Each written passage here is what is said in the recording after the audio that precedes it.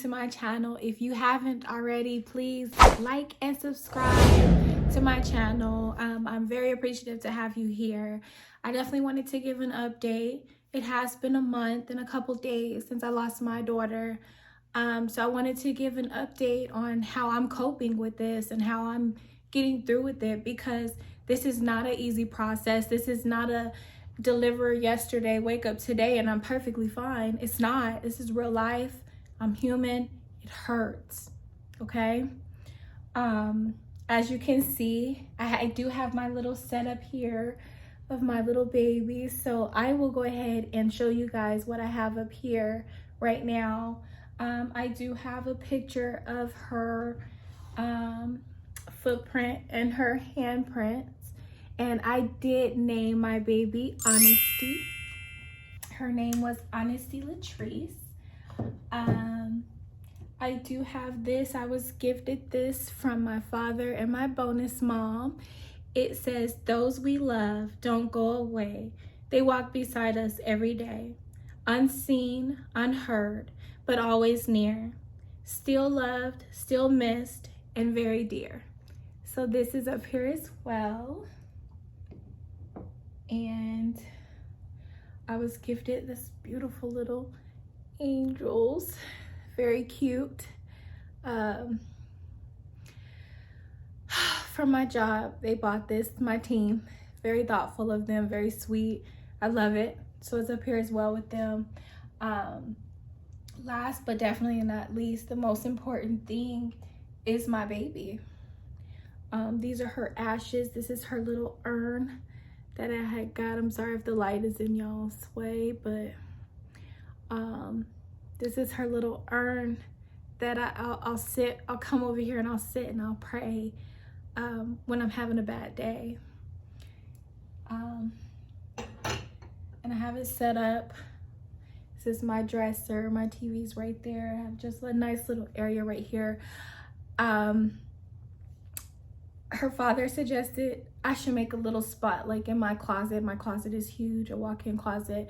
I do have an area where I can make a spot. He was just saying, so I'm not really reminded every day of it, but right now I'm fine.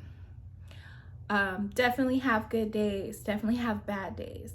I definitely have children who really don't understand what mama's going through, because for them, it was just knowing, oh, okay, it's a baby on the way. It was mental. For me, it was physical. I bonded with her from the moment she was in my womb, that I found out she was in my womb. So it's a lot harder for me. So I try to tell them, me having to cremate my child is just as much relevant as if I had to cremate one of you guys. So they understand like a little bit more. So I try to tell them like, I'm still here for you guys, but I need you guys to be patient with me, okay? And we're gonna work together. We're gonna get through this together. Like I said, you have good days and you have bad days, and that's okay. Everyone was telling me, you're so strong, you know, you'll get through. You can't tell me I'm strong. I have never been in a situation like this where I've lost a child. So you don't know how strong you are until you are in that situation. And I would have never asked to be in a situation.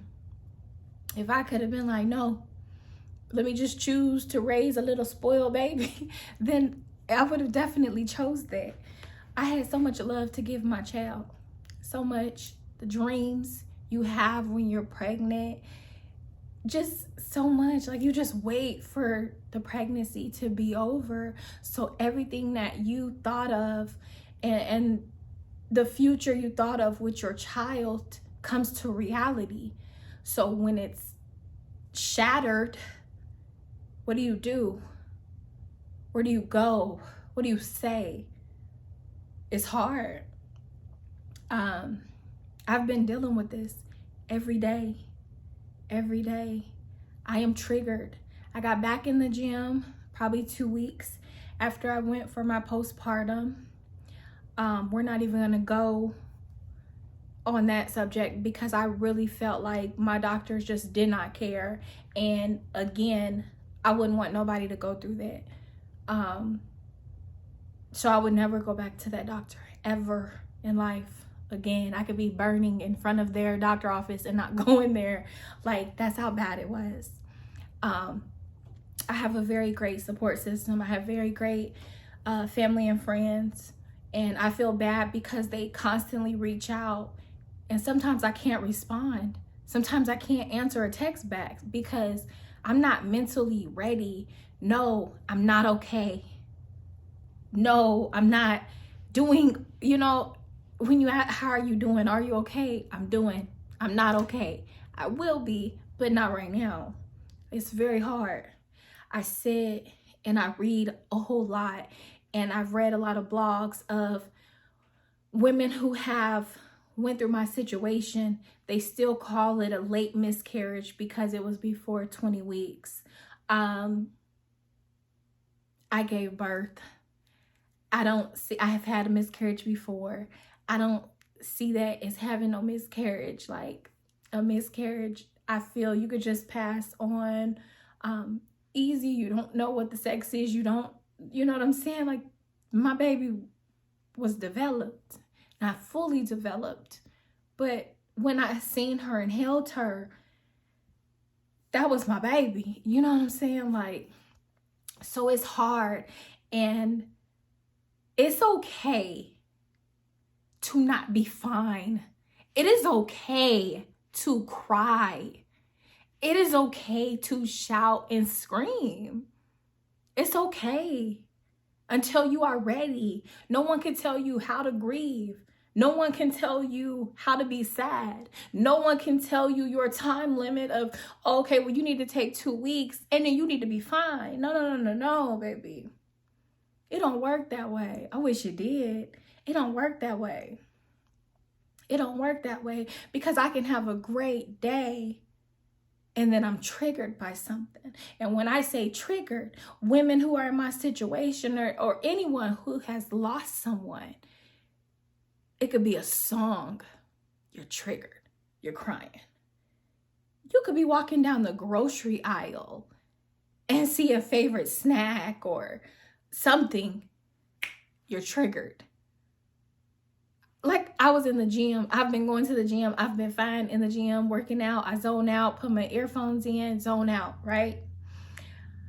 All of a sudden, here comes this pregnant woman. I'm triggered. I immediately finish my workout and go to the sauna and cry. Like, it happens. When you having the best day of your life, you think you are, and you're triggered. But it's okay. Like, I want you to know, because I know it's okay. We're going to have those moments. We're not ever, and I'm not ever going to forget my child. She's always going to be a part of my life. I have her tattooed on my back. She is a part of me. She is this lion I have right here. I have to get her little date tattooed, but she's a part of me. Period. I'm never going to forget my child. She can never be replaced or anything like that. Like I said, like I said in my last video, if you watched that, I do hope to have another child. And what they call it is your rainbow baby. And I was like, what is a rainbow baby? So now I understand the terms. Of course, when you have a miscarriage, you do feel like it's very dark. You don't see no light at the end of the tunnel. So when you hear rainbow, what do you think of? Bright. You have your colors. And it's supposed to go to what? A pot of gold. Luck, right? So that's your rainbow child. Like, again, she cannot be replaced. But having the next best thing, because you do feel empty. There's this emptiness you feel inside. I feel it. I can't speak, and I'm not trying to speak for no one else. I know I feel very empty inside, like it's just a part of me missing. Every time I have a child, they have a piece of my heart, and it's like a piece of my heart is standing outside of me. You know what I'm saying? So imagine my little piece. She's right here. You know what I'm saying? But still, like, that's my baby. So I just want you women to know it is okay. And if you need to go to counseling or you need to talk to someone, therapy, then do that. Do what is going to help you get through this. Because, like I said, no one is in your shoes but you. And you're the only person to determine when you're going to be okay. You know what I'm saying? Um, Better days will come. And I believe that. I was angry at first, very angry. Wondering why me? Then I've prayed every single day, and I'm like, okay, get that anger off me, get that guilt off me, because there is nothing that I could have personally done to save my daughter, and I didn't know. So when you don't know it, how can you help the unknown, basically? But definitely speaking about it.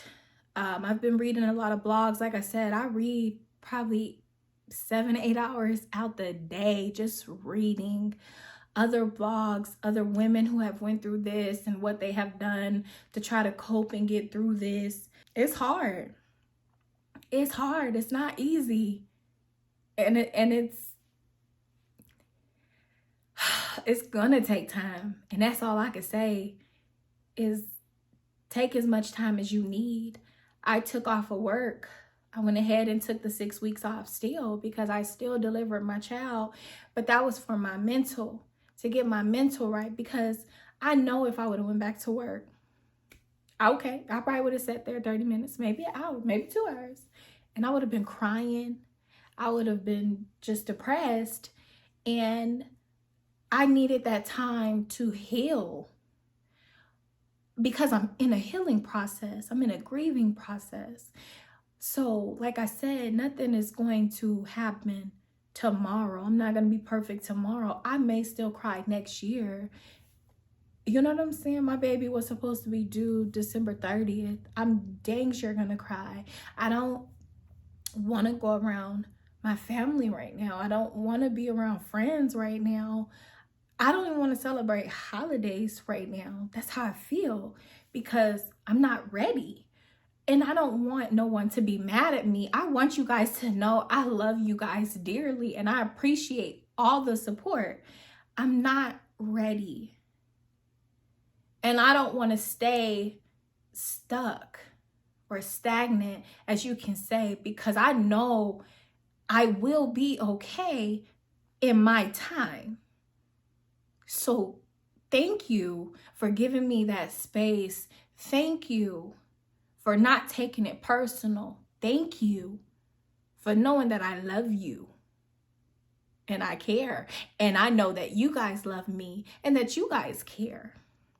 So it's just been a month and I'm smiling today because I'm talking about it. So I feel good today. But I have to go to the grocery store tomorrow. And that may not be a good day. I may be triggered. I don't know. But I have grown closer to God. I have been giving him his praise when I wanted to be angry and mad. And that's my go-to. Like, give me the strength. Give me the guidance. You know, show me the right way that I need to be going. And that's all. But coping, you still got to take it one day at a time. And that's it. And you have to remember, you have to do what's best for you. You have to. You can't live for no one else in the situation. And like I tell my children, I don't want to yell. I don't want to fuss. I don't want to argue. I don't want to fight. Not that I don't have really bad children, but yes, sometimes they're disobedient or sometimes they don't listen. Hey, mommy is not all the way here right now. You guys are old enough to know right from wrong. Let's talk this out. Let's work this out, because I'm going through something and I'm not as strong as I was. So let's make sure we are all keeping the peace, because by all means, you have to protect your peace, period. So I just basically wanted to come on here to just let y'all know a little bit of how I am coping and getting through my day. Again, it's a lot of prayer. It's a lot of prayer.